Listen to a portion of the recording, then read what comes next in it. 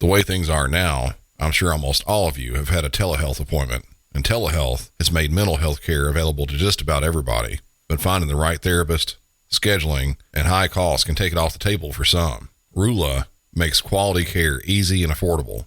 Most insurance plans are accepted with an average copay of just $15 per session. Rula supports you every step of the way, connecting you with carefully vetted providers and helping you make real progress.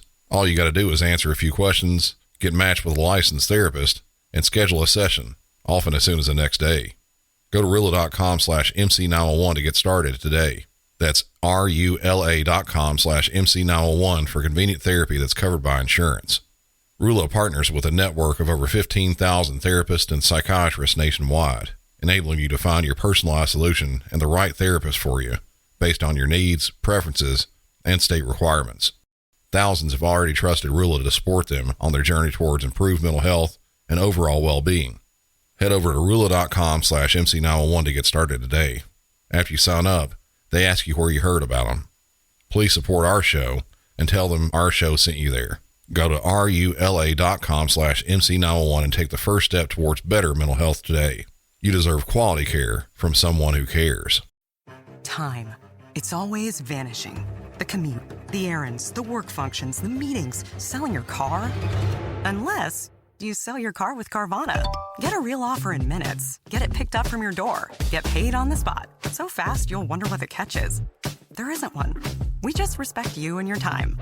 Oh, you're still here? Move along now. Enjoy your day. Sell your car today. Carvana. Pickup fees may apply. How are y'all doing? Everybody have a good turkey day? I'm coming back at you with another best of type episode. But actually, this is more of a worst of. Mainly because it's one of the worst calls and circumstances of any of the incidents I've talked about in any episode. And this one comes from a land down under, apparently where beer flows and men chunder. But there's no chundering on this. Well, unless you're squeamish. Stick around after the episode for a slight update with the involved party.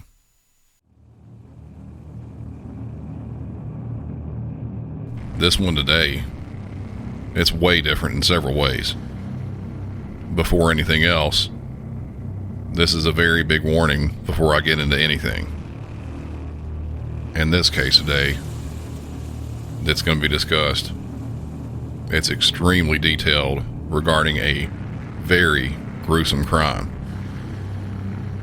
I'm not joking when I say this is some truly nasty stuff. If you're at all squeamish, this will not be the episode for you to listen to. This is your warning up front. If you message me or post something about how you should have been warned, this is it. This is your warning. Past that, something else different. This call, it isn't a 911 call. It's a 000, or as they call it, a 000 call. A few countries have used this number for their emergency services telephone number, but now it looks like the only country using it today is Australia. To all the listeners down that way, you'll have no problem with the accent. I believe it's very clear what's happening, but some may have a problem fully understanding with the accent and all. If you do have some sort of a problem with it, you can either listen to it again or just tune in for the details afterwards. There are a lot of details about this one afterwards. I'm going to throw it out there one more time before we really get going. Warning up front. Very bad call coming in. All right, let's get on with it. Welcome back to Music City 911.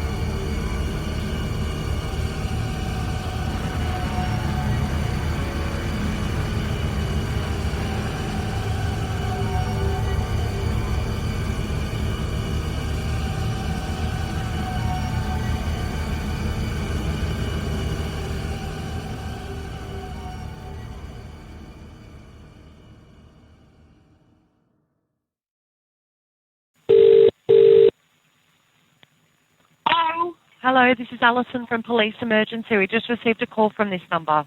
Yes, I need you to get the ambulance and the police out here immediately. To which address? Please come. I need you. This is a immediate life or death situation. Which suburb or town is that in? St. Clair. Okay, so St. Clair, and what's the nearest crossroad, please?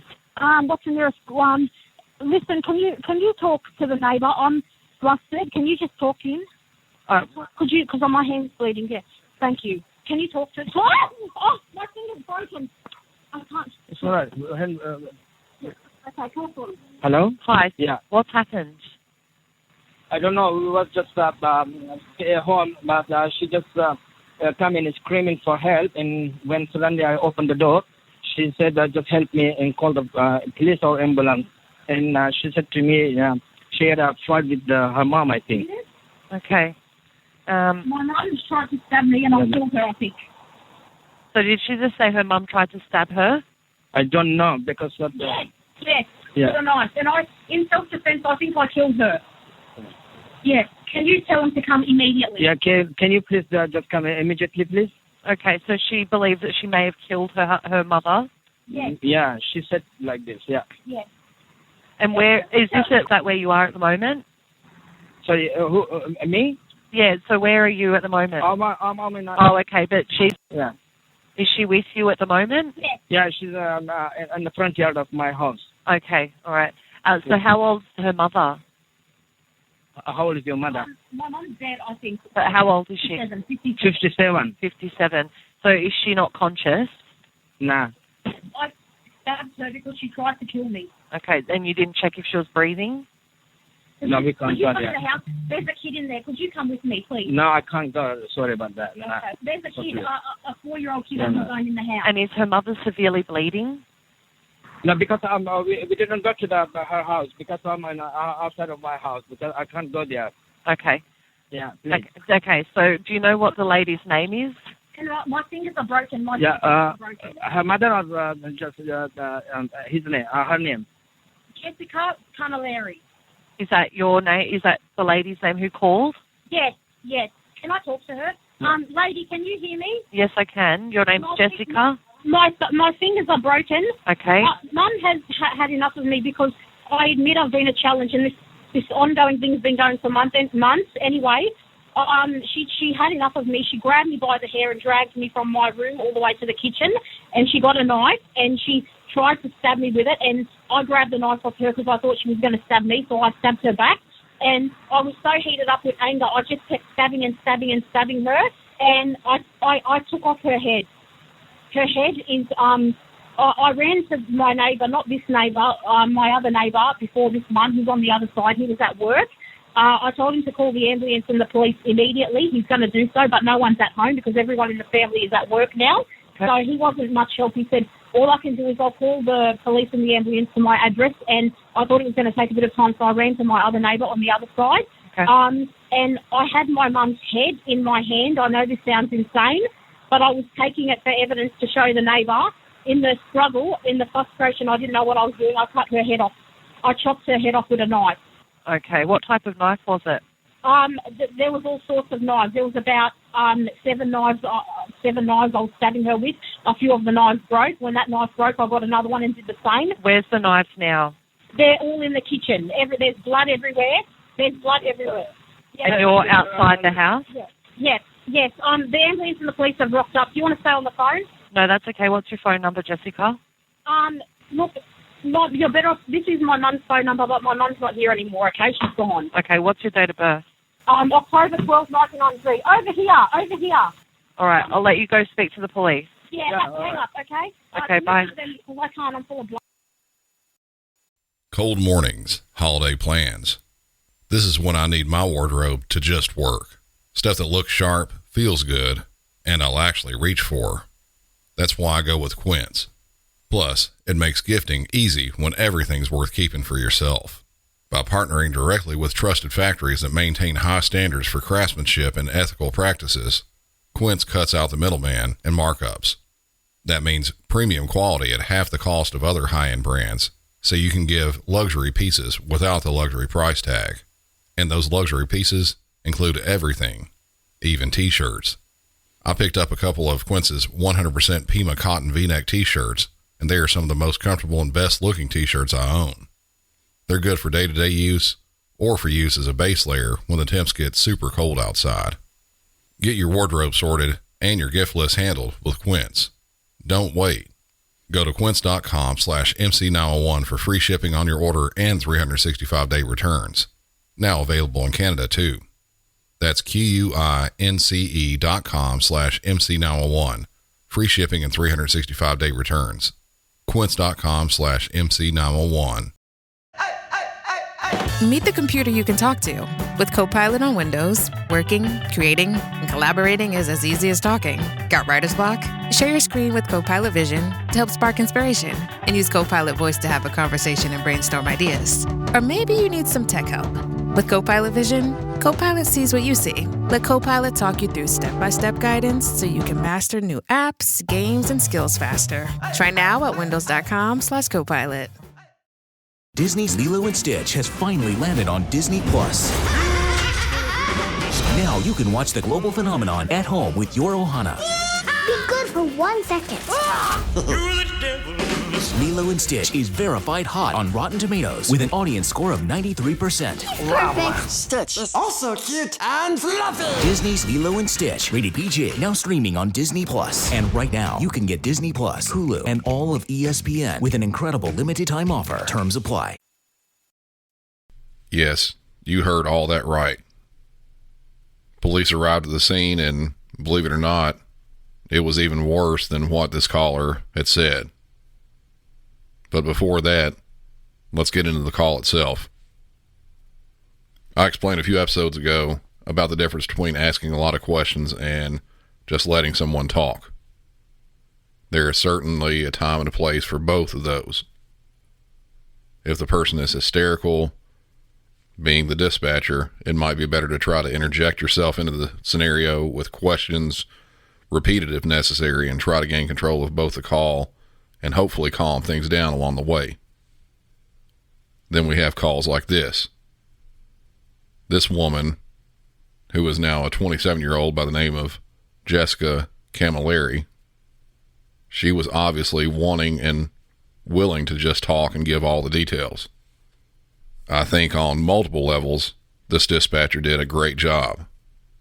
The main one being that she just let this, in the call at least, potential suspect just spill all the details about what was happening.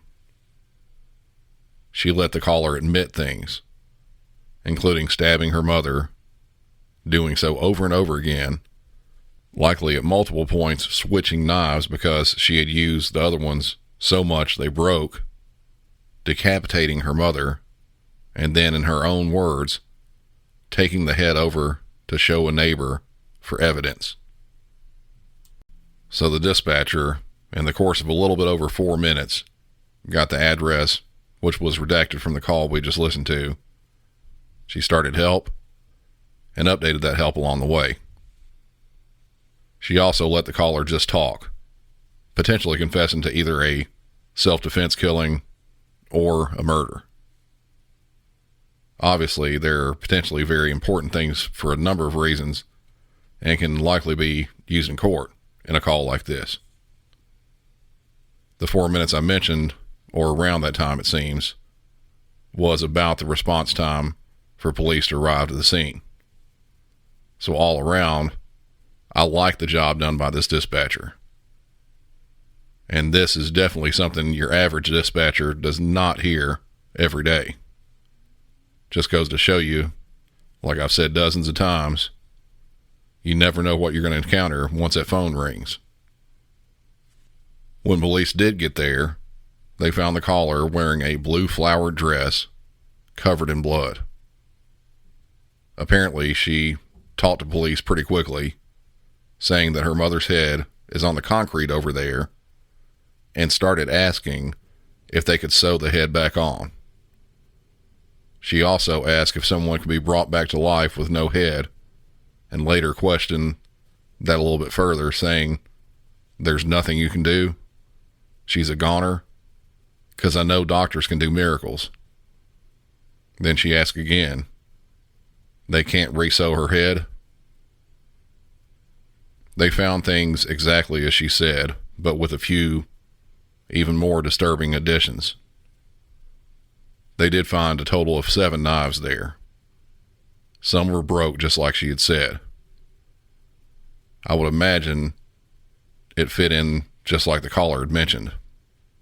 She would stab her mother until the knife she was using would break and then go get another one and keep going. Outside the house, on that concrete pathway to her neighbor's house, she had taken her mother's head for the purpose, in her words, to show proof that she had killed her mother. She was going to get the neighbor to call the police, and while there, as I said, show the neighbor the head. At some point, presumably before she got to the other neighbor, the one that you actually heard on the phone, she had set the head down on the concrete pathway. It seemed like the man that was on the phone on this call, he probably hadn't seen that. I bet with her standing there covered in blood and him hearing the whole call escalate the way it was, from her supposedly defending herself to her killing her mother, then saying that she cut her mother's head off. Somebody like me, if I was standing there, I'd probably take a step or two back with each of those bits of information. Back inside the house, the scene police walked into was just beyond gruesome. You would imagine a scene with a headless woman laying there, that would be gruesome enough. It was. But there was more than just that. I've read estimates that the victim was stabbed somewhere between 85 and possibly over 200 times. That by itself would be bad enough. Then you add in the decapitation. But even past that, they found the victim's nose, tongue, and eyes had been removed from her head. The tongue was found just to the right of the body. The eyes were found under the victim's neck. And what they called a piece of skin that they believed to be the nose was found under the refrigerator. They also noted that the victim's earrings were likely removed with force. In other words, yanked out. What led up to all this, from what police found out, the mother and daughter had eaten food from a restaurant called the Red Rooster. The suspect in this wanted to place a second order. An argument broke out with her mother, which seemed like it started a little bit violent with some hair pulling and stuff like that, and then just escalated from there. The suspect grabbed the hair of her mother and used it to drag her into the kitchen, where she started in with the knives. The victim at one point did manage to dislodge one knife from her hands, but the suspect kept on going to get more. The majority of the wounds were to the upper body, with several defensive wounds to her arms and hands and one minor wound to the groin area. So, what made her do all this? There were a lot of factors that played into it. I'm not sure if you could tell from the phone call and pair that with the initial statements to the police, but she was decently calm about the whole thing. Jessica spoke matter-of-factly about what had happened. Beyond the obvious of the details of the crime that had just took place, something wasn't quite right at all. Jessica had a long list of mental disabilities. Some of these included autism, low IQ, ADHD, OCD, and mixed those with some anger type issues. She never had an easy life because of all this. Reports state that she was heavily bullied in school, repeatedly. Her mother was the primary caregiver. She had various therapists and other help come to be with Jessica over the years. Various medications were given, and from what the mother thought, she believed they had little to no good effect on her. Her mother started seeking alternative methods of trying to help her daughter. A few months prior to the attack, she removed her from her medications. That obviously didn't have the desired outcome that she wanted. At one point, her mother paid $2,500 to a medium to try to exorcise the evil from her. That obviously didn't work either. Jessica also had a fascination or obsession with numbers. She would dial random numbers on the phone. All these numbers she had chosen but would mix up to get different people. And those calls would be to those random people, but she would get fixated on some of them and call some of those numbers hundreds of times in a day. A lot of times she was threatening violence to the party on the other line, also saying that she would cut their heads off. How did she get these ideas? She would watch very gory movies on repeat, over and over and over again. Movies like Texas Chainsaw Massacre, Saw, and Jeepers Creepers. Her mother and sister would try to remove the movies, but that would always end up in an argument, and ultimately it was decided by then that it was just easier to let her watch them than try to keep attempting to remove the movies. Say hello to the all-new Alexa Plus and see how Alexa can do so much more for you. Need tickets to see your favorite artist? Craving your comfort restaurant? Just sit back, relax, and talk naturally. Alexa's on it. It learns your style, anticipates what's next, and makes it happen across Echo, Fire TV, and more. Learn more at amazon.com/new Alexa. This episode is brought to you by Blink. Doom scrolling during this ad break? Ditch the doom and get peace of mind with new Blink 2K Plus Smart Security. Check on home from your phone with 2K Clarity, noise cancellation, and 4x Zoom. Plus, setup is so simple you can easily install while listening to your favorite podcast. True crime girlies, we got you. Get more, spend less with Blink 2K Plus Smart Security. This episode is brought to you by Greenlight. Get this. Adults with financial literacy skills have 82% more wealth than those who don't. From swimming lessons to piano classes, us parents invest in so many things to enrich our kids' lives. But are we investing in their future financial success? With Greenlight, you can teach your kids financial literacy skills like earning, saving, and investing. And this investment costs less than that after-school treat. Start prioritizing their financial education and future today with a risk-free trial at greenlight.com/Spotify. Greenlight.com/Spotify.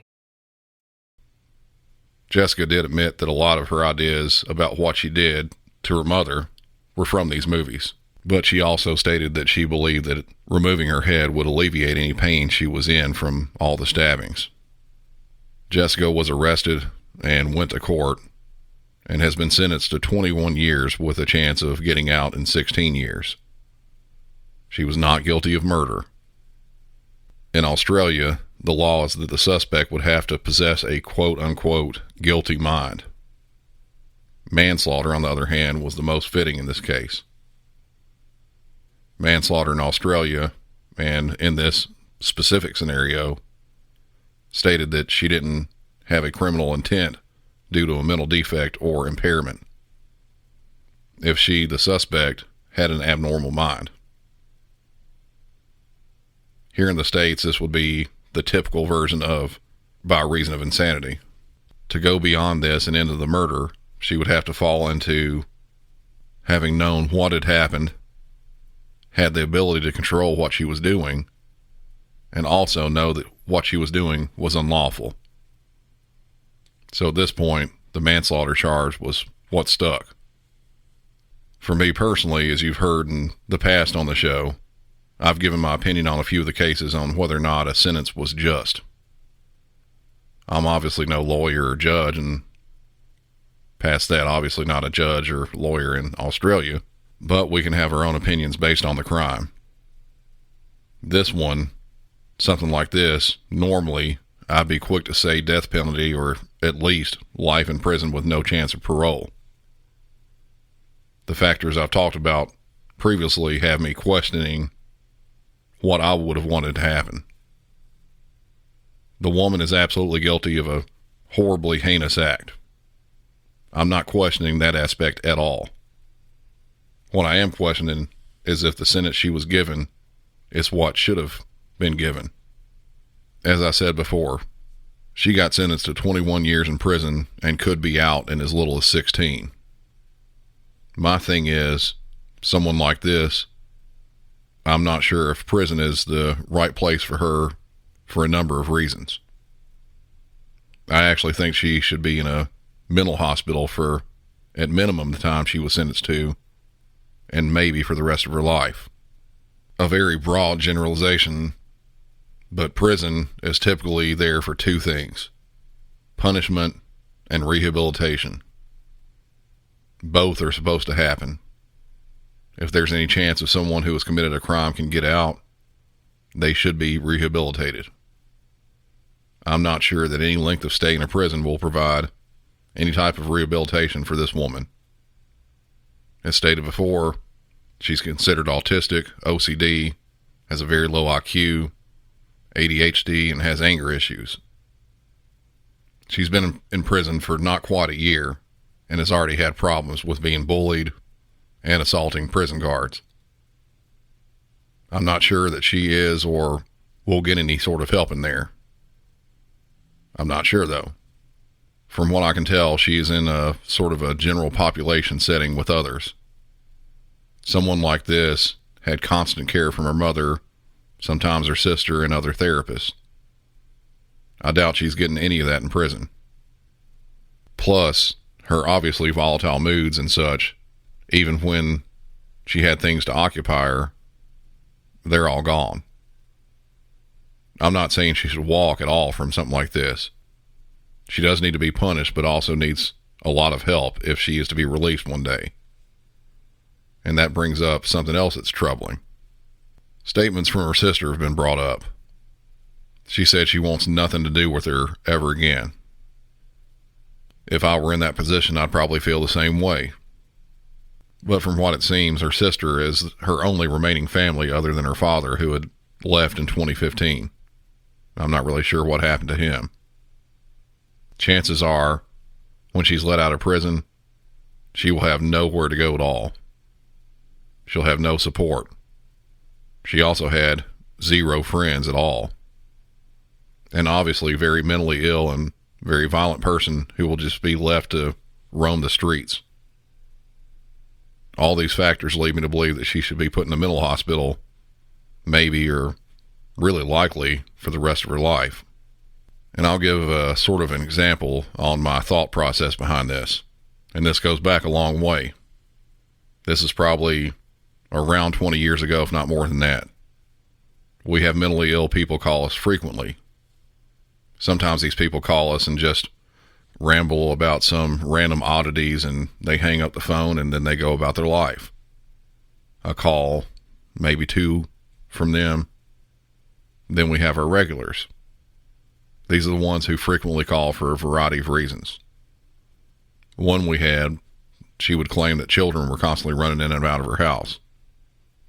Another thought that kids were putting snakes in her house. These aren't the ones I was thinking of in this, but the overall thought in it is still valid. There was a woman that called in multiple times a day. She was an elderly woman. Every time she would call, she would be crying, absolutely bawling her eyes out. She would tell me or whoever she was talking to that her husband was beating her. Multiple times we would send police out there, and there was no evidence to back that up. No marks on her, no other signs of violence, and to top that off, her husband, who she said was beating her, was bedridden. There was no chance any of this was happening. In reality, nothing was happening to her. But in her mind, it was. It was very real to her, and it was happening frequently. She really thought all this was going on. I felt horrible for her. She was always bottom of the barrel sad. Imagine the worst, sad, and scared mood you've ever felt in your life, and then likely multiply it, and that's how this woman was most of the time. It wasn't actually happening, but to her it was. This lasted for a good while. When the phone rang, I knew it was her. I recognized her number. I knew her address. One time, though, when I answered the phone, I was immediately changed in my own mood for her. She wasn't crying. She was talking very calmly. She said there wasn't a problem anymore. She wouldn't say why, but because of the drastic change, I immediately sent up a call for police to respond to see what happened. Police got there, and she had stabbed her husband. Back then, details were not as easy to get as they are now regarding something like that. As far as I know, and I'm not even sure about this, I believe the husband survived. They took her into custody, but I think she went to a mental hospital, not prison. My point in giving that story is that all the stuff in her mind was really happening. Her mind wasn't working like mine or yours, just like this woman. You could tell on the call she wasn't on the same playing field as the rest of us. I don't for a second believe she should be left to roam in society again, but I also don't think that prison is the right place for her.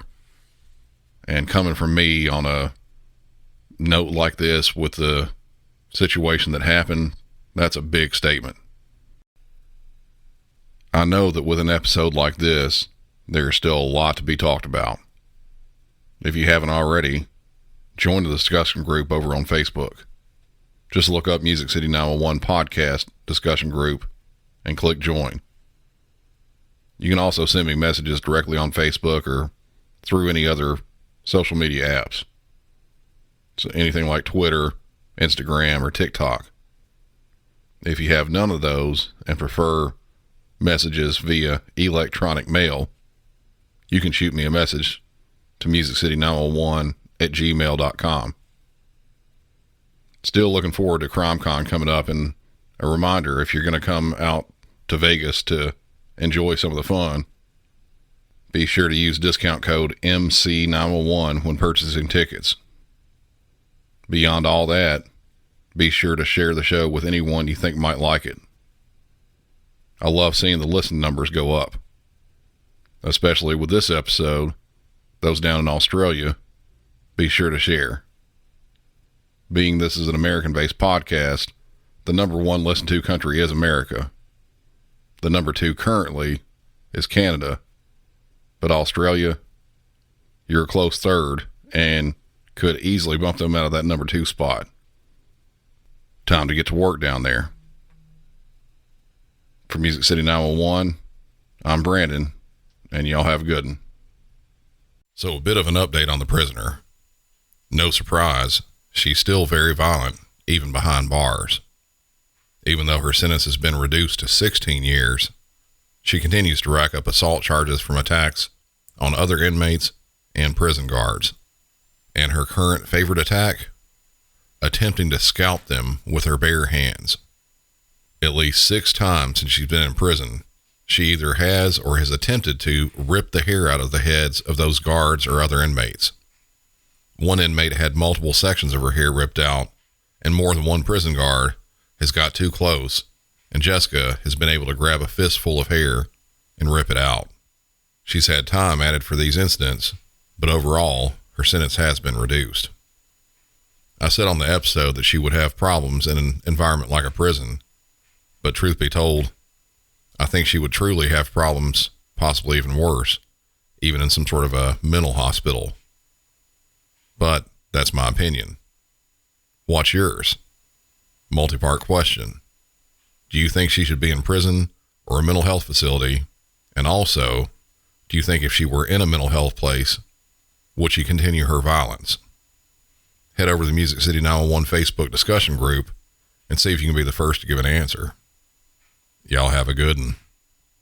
Hey, Ryan Reynolds here for Mint Mobile. You know, one of the perks about having 4 kids that you know about is actually getting a direct line to the big man up north. Mm-hmm. And this year, he wants you to know the best gift that you can give someone is the gift of Mint Mobile's unlimited wireless for $15 a month. Now, you don't even need to wrap it. Give it a try at mintmobile.com/switch. Upfront payment of $45 for 3-month plan equivalent to $15 per month required. New customer offer for first 3 months only. Speed slow after 35 gigabytes if network's busy. Taxes and fees extra. See mintmobile.com.